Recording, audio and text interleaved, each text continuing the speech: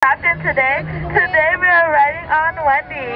Just a reminder to keep those hands, arms, and fingers inside the boat at all times. And remember to stay seated at all times in your seat, no standing. And right now we do have little baby ducks on our canal, and I know they're really cute, but I'd ask if you guys can please not touch them.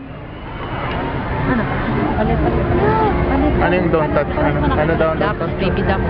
Palit. Picture. Picture mo sila. Uh-oh. It looks like we're gonna get swallowed by a monstro.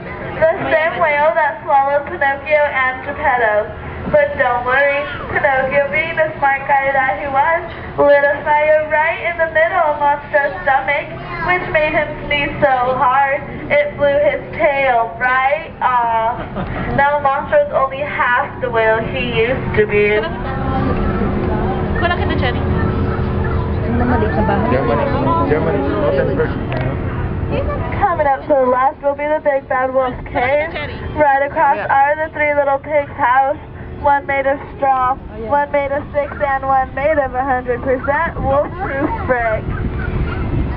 Practical pig.